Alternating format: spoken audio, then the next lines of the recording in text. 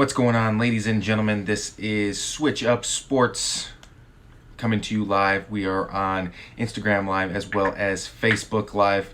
Well, the Facebook's a little bit behind. It's a little bit slow due to some internet slow connectivities. But as we get started off today, just going to head and let you know, as always, you got to follow us on Instagram, Facebook, and Twitter to have the most up-to-date content, as well as being able to know when new merch is coming out, when we've got a poll, or when we're doing a live show.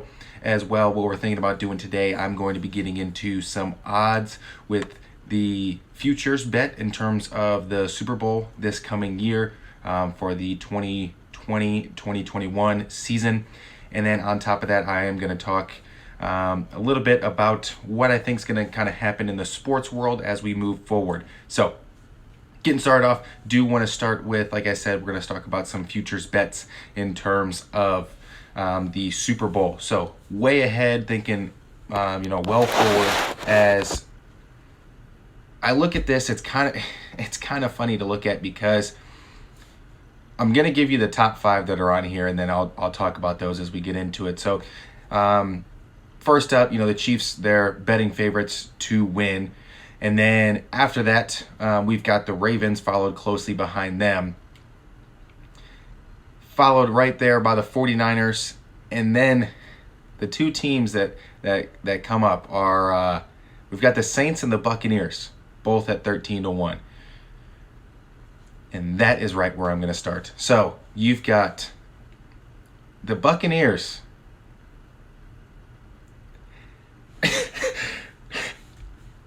It's very comical. You've got the Buccaneers at 13-1 odds, when their team is mostly the same. They brought in Tom Brady and Gronk.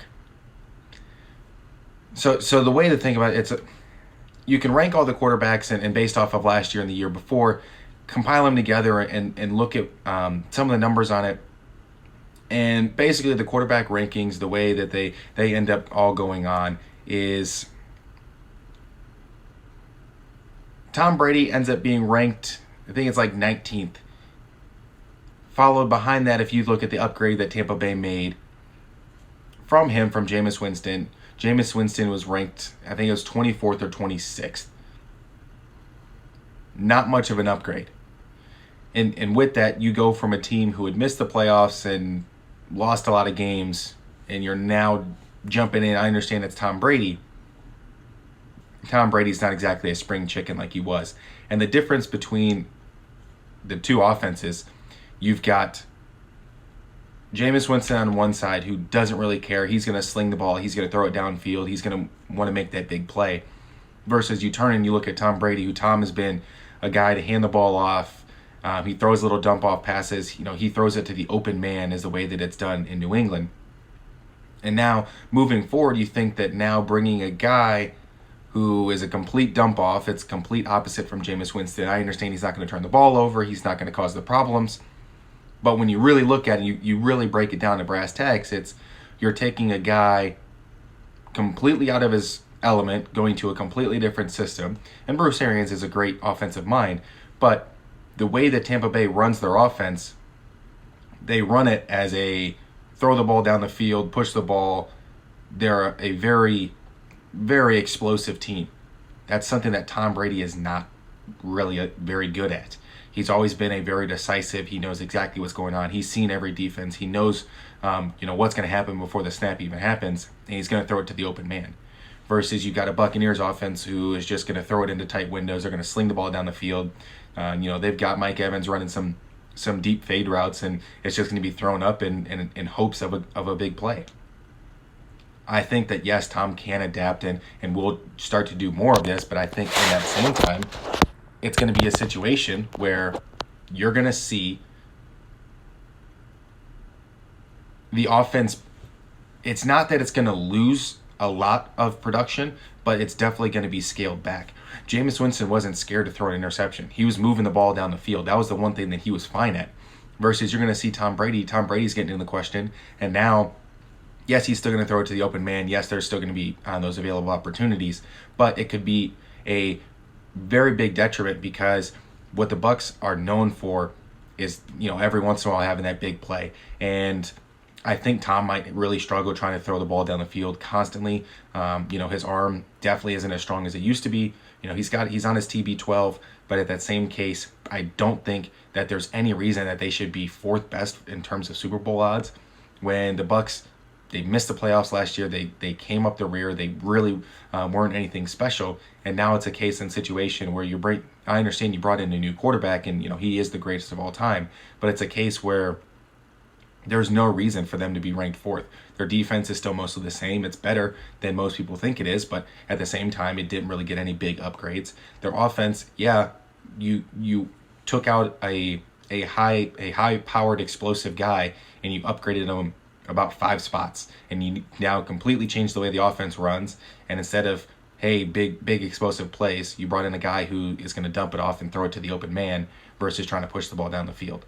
So maybe they can switch up and make a ride for it, but I don't think Tampa Bay should be anywhere close to fourth ranked.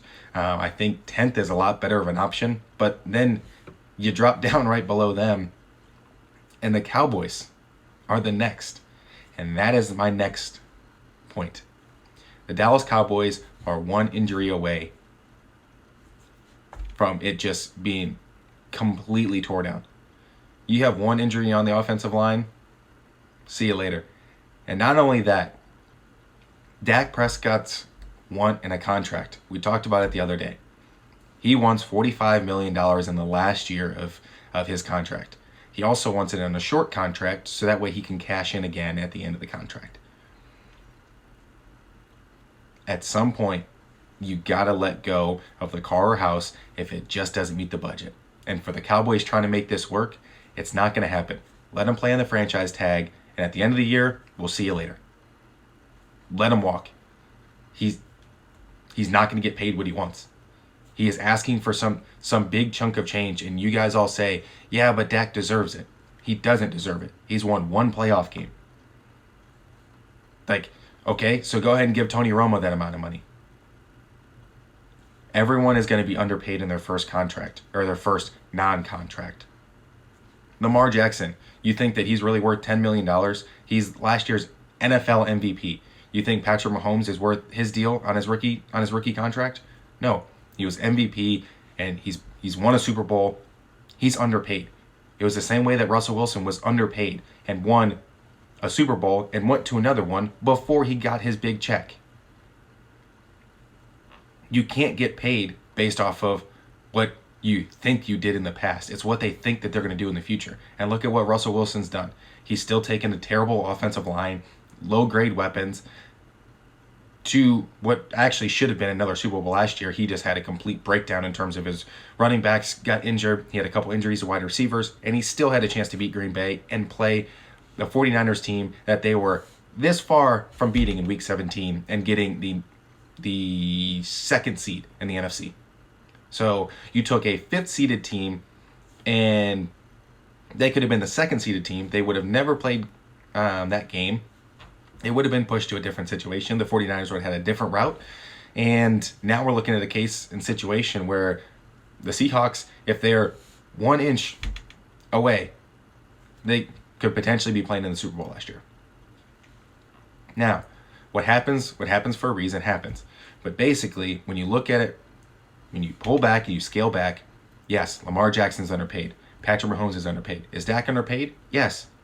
He's on his first contract. Dak, there's no need for someone to just hand you a Powerball ticket because you think that you deserve it. What is your production going to be once you go forward? Patrick Mahomes, Lamar Jackson, Russell Wilson, those three guys all can play with, I wouldn't say just terrible pieces around them, but they can play with cheap pieces around them. Dak can't. We've seen what happened when Travis Frederick leaves. We've seen what happened when Zeke leaves. We've seen what happened when Amari Cooper isn't there. Those three pieces alone are a completely different Dallas Cowboys team. Let's see. So Amari's making a bunch of money. Zeke's making a bunch of money. But all of Dak's seasons, he's played with the top 3 offensive line in the league. That's not the case anymore. As soon as he signs that contract, it's all gone. You're going to have to play with a lot lesser pieces, no more offensive weapons. And here's the other thing with the Cowboys.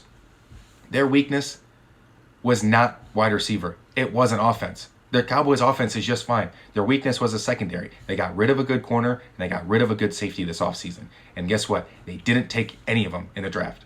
Hey, CeeDee Lamb's a great choice.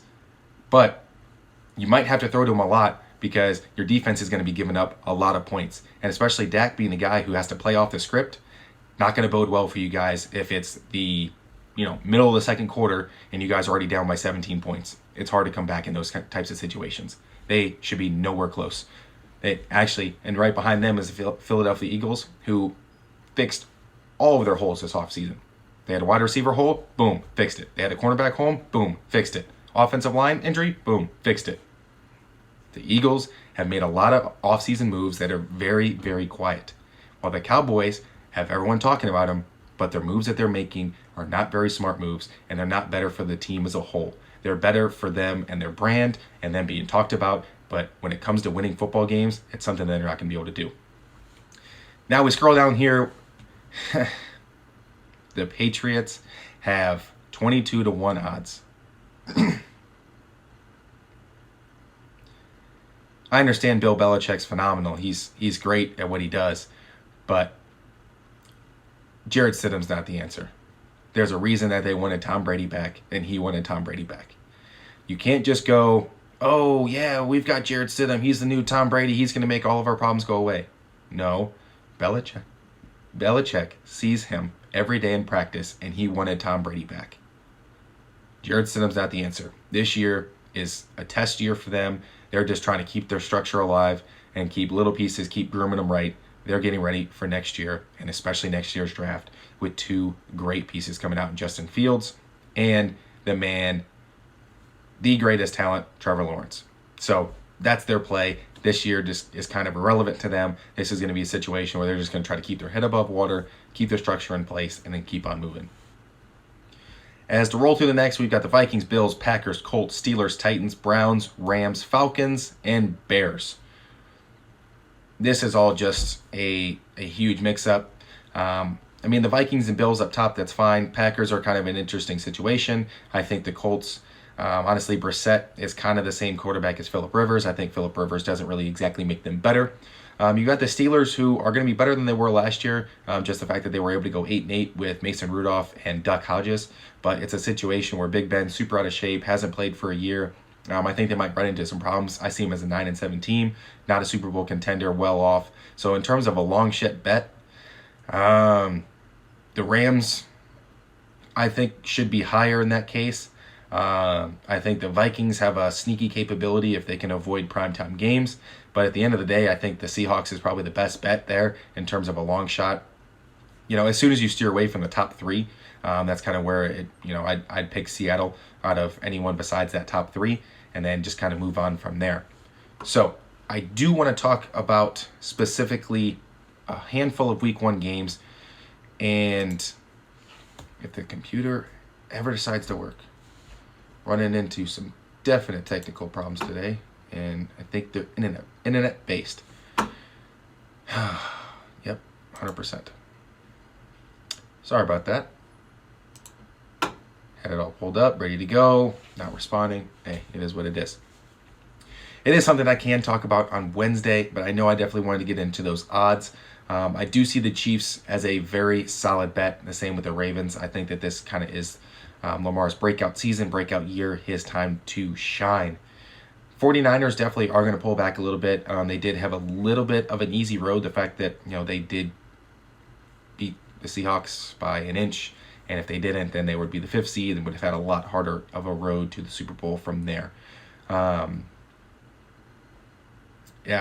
of with it not responding, that's not good and not what I planned for. Let's see if I can make this work.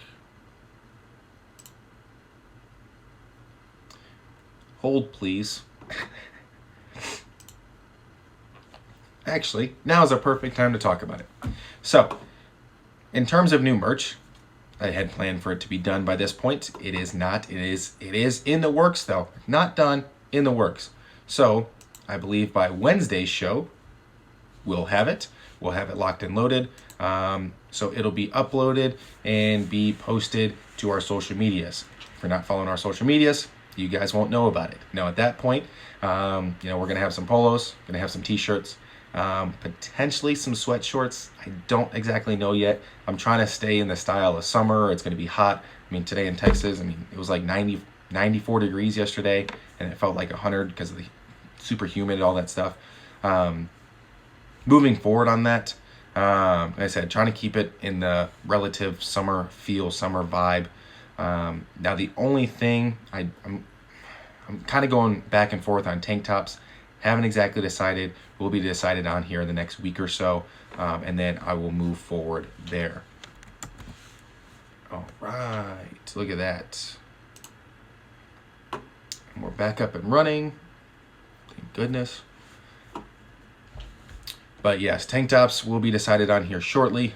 But basically, to start it off for right now, polos and t-shirts. Those are the two. They're solid. That's what I'm going with, because you can kind of wear those any time of the year, especially in summer. Throw on a pair of shorts. You got a t-shirt to wear, whether it's around the house, to the mall, anything else.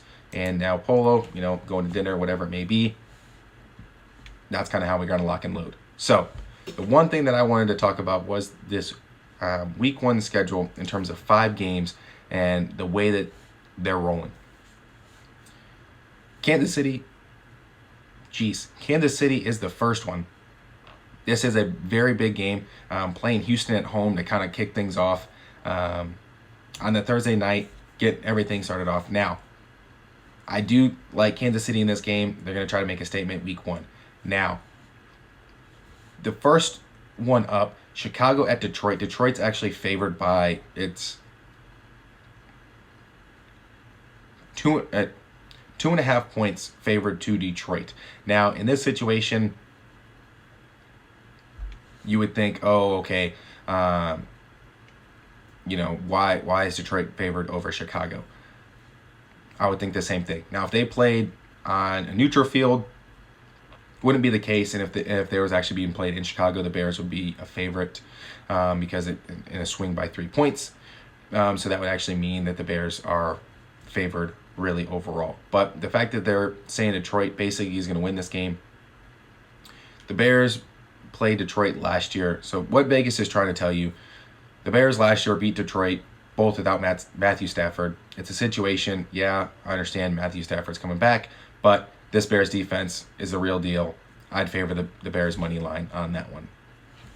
Now, Minnesota is at home against Green Bay, and it's kind of that same situation. Minnesota is the better team over Green Bay. I like Minnesota in that game. Miami is playing New England, kicking things off. That's a huge game for them. It's going to be kind of a new era, new situation going on. And honestly, I think New England's going to be trying to throw a lot of games. And I would like to see Miami win that one. Don't really exactly have a bet on it in terms of don't know who the starting quarterbacks are going to be on the Miami side. But the biggest game that I wanted to talk about was the Dallas at LA game. Dallas is favored in this game. Dallas should not be. Not at all. I like the Rams. It's the first game in SoFi Stadium. Dallas won't know the sight lines, won't know what's going on. First quarter is going to be a lot of, it's going to be out of sorts for them as the Rams do get to play 3 games at home in terms of preseason. I like the Rams in this one. I like the Rams getting the points. If you have a bet to take, I would like the Rams with the points getting from Dallas. Dallas is favored by 2.5. And if you were to take them at home, it would be up 5.5. The Rams, I still think, are the better team. I like the Rams in that one, especially with their brand new stadium, and they're going to be the ones that are the only ones ready for it, especially coming to sight lines. Now, Wednesday's show, we should have some NFL topics coming out over this weekend, as well as tomorrow. It's the match. You've got the great Tom Brady using his golf skills, and he is paired with Phil Mickelson going up against Peyton Manning and Tiger Woods, as this will be on at, I believe it's 2 o'clock Central on TNT, hosted by the great Capital One. That is the sponsor on that one, but it's sports, so that'll be something I can talk about on Wednesday. So that is really the biggest thing that is going on tomorrow, as we have no more Last Dance. It is now over and gone with. And moving forward, like I said, Wednesday show will be mostly NFL. It's going to be kind of some stories that are coming out from that, as well as I will be talking about the match that is tomorrow. I do like Tiger in that one. It is being played on his home course. Now it's basically going to come down to Peyton Manning versus Tom Brady, because honestly, Phil and Tiger, they can kind of balance themselves out. They're pros. They know what they're doing. It shouldn't be a situation that get too far out of hand. It's not going to be won or lost by those two. It's going to be won or lost by Peyton or Tom. So basically, who's the better player in terms of golf? Is Peyton or Tom? Because we know who's the better one on the football field. So that is actually going to be it for me today. Nice and short show, just a little bit over 20 minutes.